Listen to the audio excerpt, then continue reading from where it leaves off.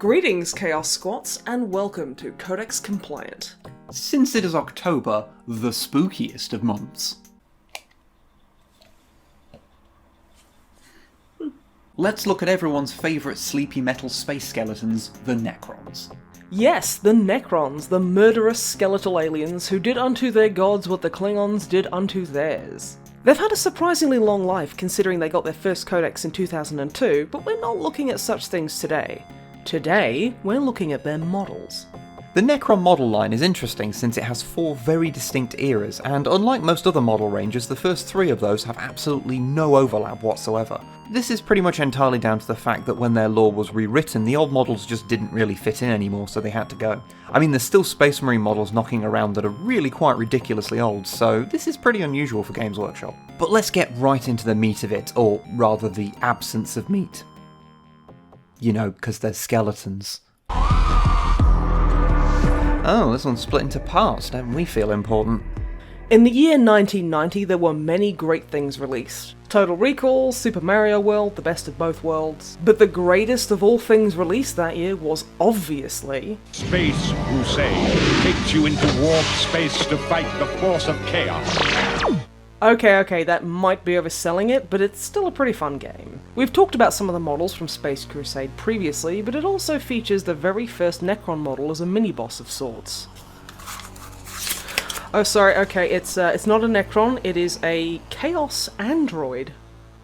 Oh, I learned something today.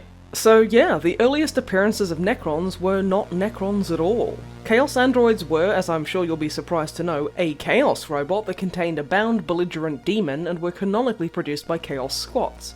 You know, the ones who had exosuits that looked like grimdark yoke folk from the Dizzy series. However, when you look closely at the Chaos Androids, you can tell that they're a precursor to the Necrons. The skeletal look, the long rifles, the hunch stance, the prominent shoulder guards, and the fact that Chaos Androids haven't really been mentioned since Necrons hit the scene, means that it's safe to say that the design here was just reused later for the Necrons. That is, unless someone from Games Workshop wants to tell us otherwise and they just coincidentally happen to create 2 model lines that share the exact same design principles. I mean, it could happen, old GW was weird like that. The Space Crusade Chaos Androids were just a solid piece of grey plastic and, like all Space Crusade models, were a little more robust than your average GW fare. A fun little touch is that their guns had a skull on them, and given the fact that they have a skull for a face, that's sort of like having your own face sculpted onto a rifle. Egotistical for sure, but a bold statement nevertheless. The Space Crusade model was not the only Chaos Android model though. This unreleased prototype appeared on the side of the Space Crusade box, and also in White Dwarf 132, and was sculpted by Bob Ollie. That issue of White Dwarf also has instructions on how to scratch build a Baneblade, by the way.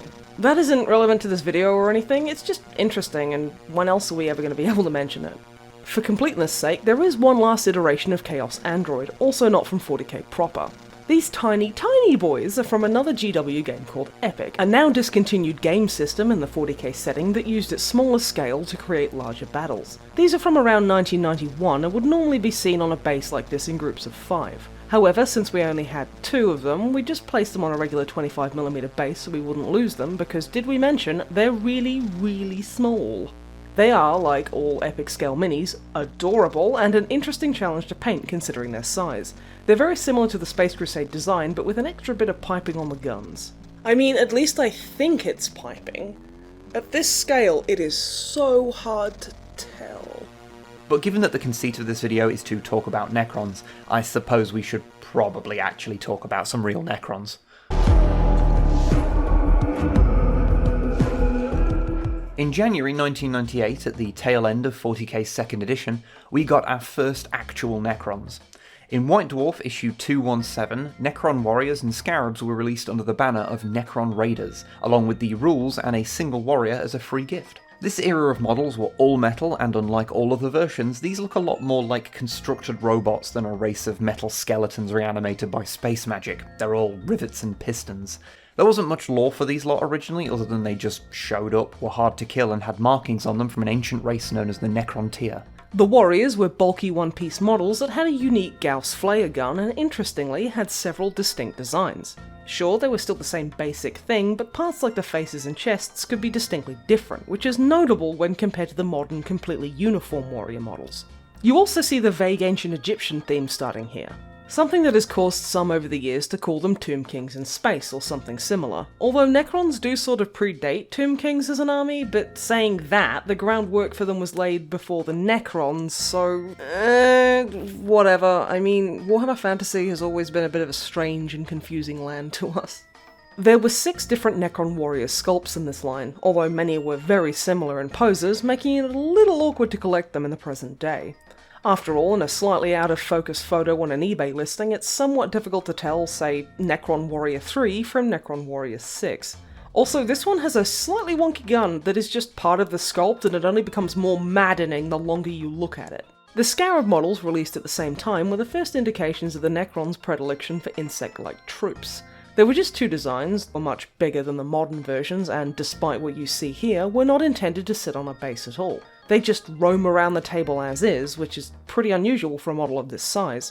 Hell, GW even put a lot of vehicles on bases these days, so this just looks wrong. Stop it. A month later, 2 more models were released. The Necron Lord, a much more ostentatious Necron with a very large hat, and the Destroyer that is the most radically different from its modern equivalent of this range. This one being less of a T-800 meets Beetle via the medium of Centaur, and more just some bloke chilling in his flying recliner. It's also a metal model that was intended to be mounted on one of those old tiny flying bases, something we avoided here because having the entire weight of a metal model on a tiny brittle piece of plastic works about as well as you'd imagine. Although I still prefer it to the modern flying stands, which found new and entirely different ways to be bad. The last models of this line were actually released in 3rd edition and were the Immortals from February 1999. They were released and given rules, along with rules for the rest of the Necron line for 3rd, in issue 230 of White Dwarf. The Immortals are big lads that look exactly like what they are, up-armoured, up-gunned warriors. However, probably due to the fact that they were only around for a few years as part of a niche army that didn't have a codex, the Immortal models can be pretty difficult to find now, which is a pity since they look satisfyingly chunky. In 2002, the Necrons finally got their own codex, and with it a new look and an entirely new model range. The humble Necron warrior was redesigned and released as a plastic kit more in line with their updated lore, their blank expression more fitting to a being robbed of personality. Although the most dominant change was the inclusion of the clear green plastic rod in their Gauss weapon. GW does use clear plastic for things like flying bases and vehicle canopies, but making something like this an actual part of the design is pretty rare for GW even now, if you discount the models from this range that are still available. The new Necron design was taller and more spindly, like a tall and spindly thing, with a nice balance of the mechanical and skeletal, like another bad analogy. They also look a lot less like T-800s, which I imagine made GW's legal department very happy. Originally they came on 25mm bases rather than the current 32mm one you see here, but as you can see in these pictures from when they were new, 25mm was never really big enough for them anyway. All the previous units we've seen got new models too, so Lords, Scarabs, Immortals and Destroyers reappeared, with a bunch of new units like Flayed Ones, Tomb Spiders and Monoliths, which were their only vehicle choice at the time. Some of these models were in plastic, some were in metal, and some were both, which was never particularly fun, and many were sporting more of that fetching clear green plastic.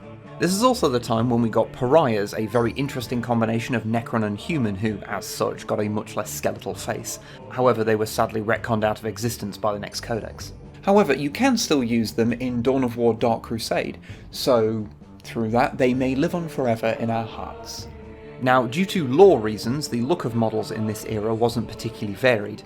Even the Lords were pretty much just the same as a basic Necron warrior with this little cape, this spine thing, and some different weaponry. They were just soulless killing machines enslaved by mad space gods, so giving them too much personality wouldn't really fit. Still, it led to Necron armies being perhaps a little dull to look at, so it was unsurprising that in 5th edition we got our last major change to the Necron line.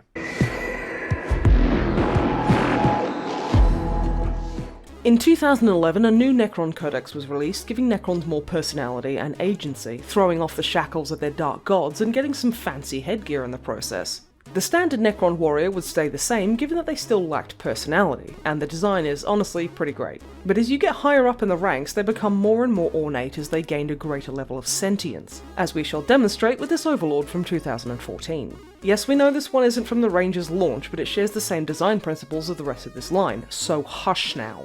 Head ornamentation was in, as were more ornate shoulders and these cloak things. It also became standard practice to bring in a lot of gold into their usual silver colour scheme when they were more important. Although, of course, that is solely down to how you choose to paint them. You specifically, David. The Necron line pulled away from the clear green plastic as well, with only the models that originate in the previous generation really still using it. They also started getting more vehicles, opening up the faction to a wider variety of playstyles, and there's also this strange quirk where Necrons with only one eye started being a thing too.